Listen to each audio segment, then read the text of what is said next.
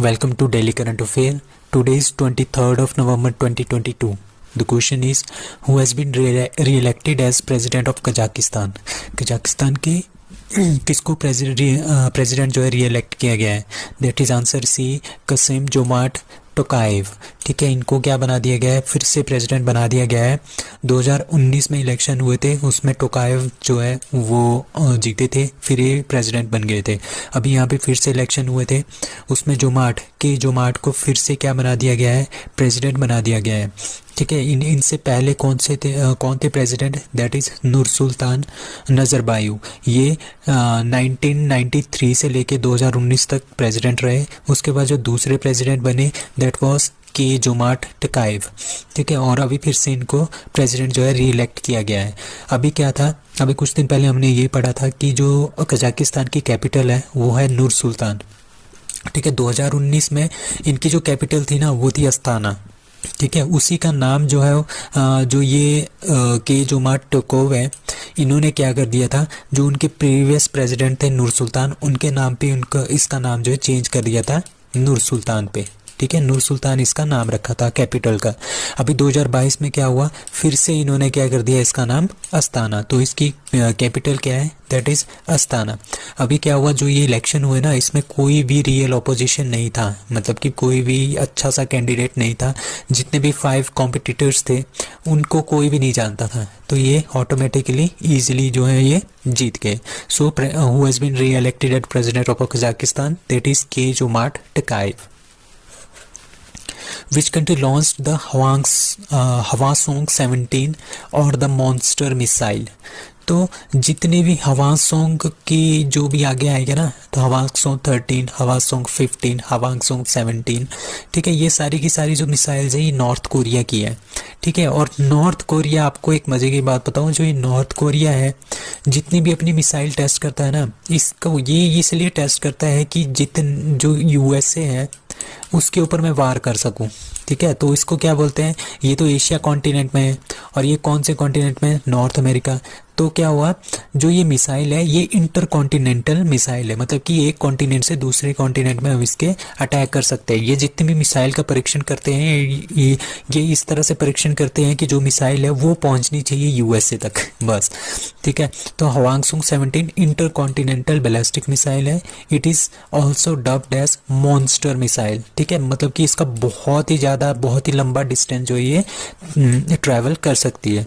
The Hwasong 17 is North Korea's biggest missile yet. It is also the largest road missile, liquid-filled intercontinental ballistic missile in the world.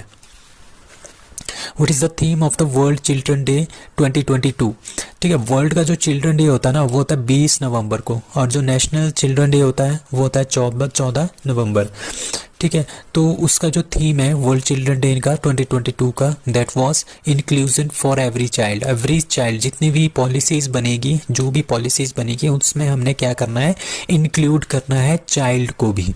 ठीक है, तो ये इसका इस बार का theme है।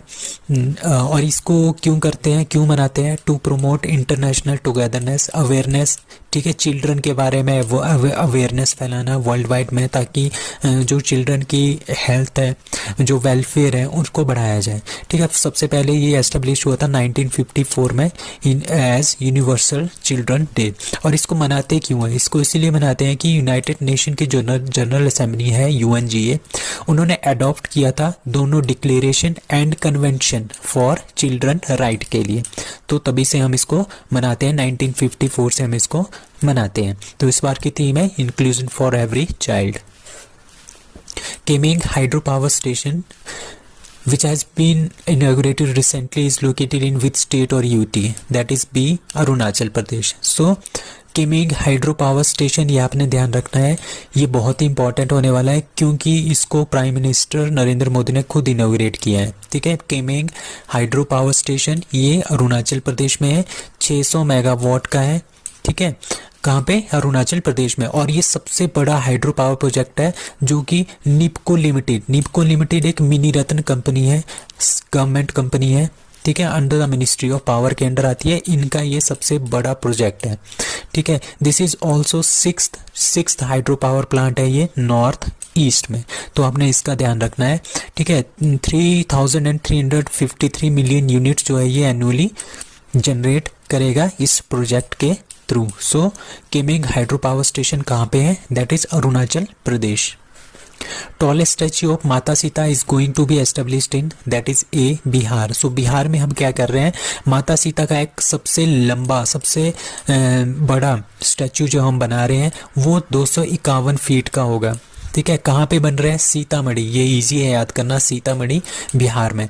ठीक है, राघोपुर बखरी है सीतापुर के अंदर, ठीक है, सॉरी सीतामढ़ी के अंदर है राघोपुर बखरी, और ये दोनों कहाँ पे है, बिहार के अंदर। सो स्टेट कौन सी है, बिहार।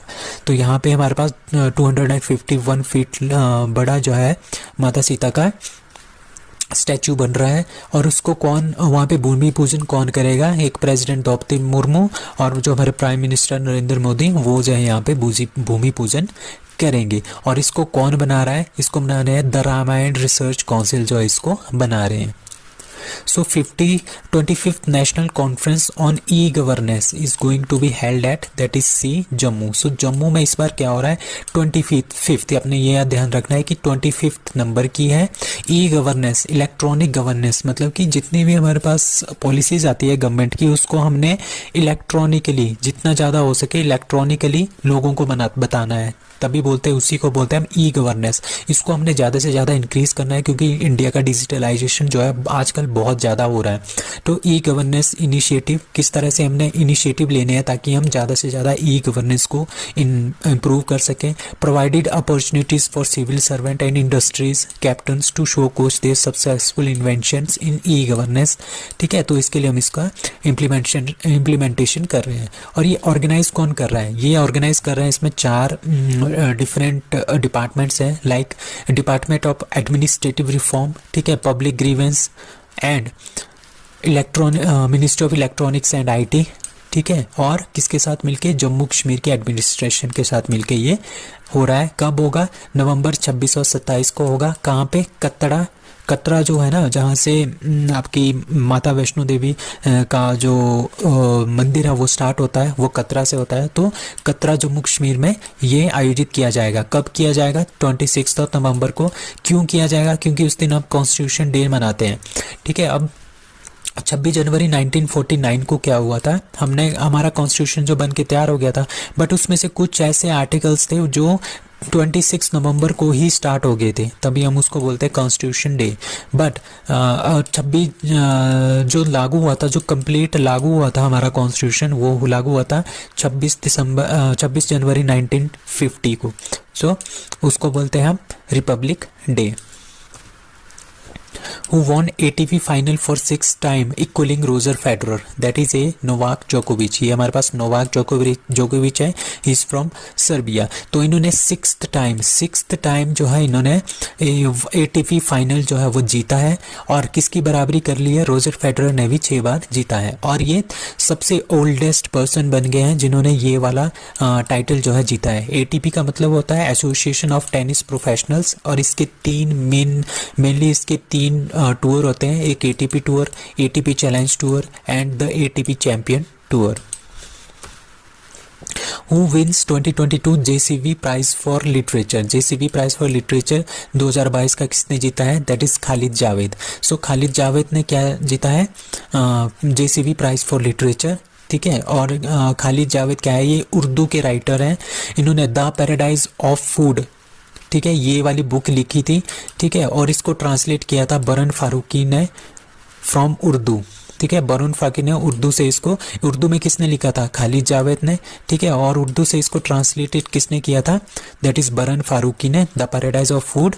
ठीक है, उसका जो उर्दू नाम है ये है नेमत खाना, ये 2014 में लिखी गई थी। ठीक है, इसमें द पैराडाइज ऑफ फूड या नेमत खाना, इसमें ये बताया हुआ है कि एक मिडिल क्लास मुस्लिम फैमिली है, वो किस तरह से अपने 50 ईयर गुजारते हैं, किस तरह के स्ट्रगल करते हैं, क्या क्या डिफ़िकल्टीज फेस करते हैं, तो इसके बारे में ये सब कुछ बताया हुआ है। So that's all for today, thank you.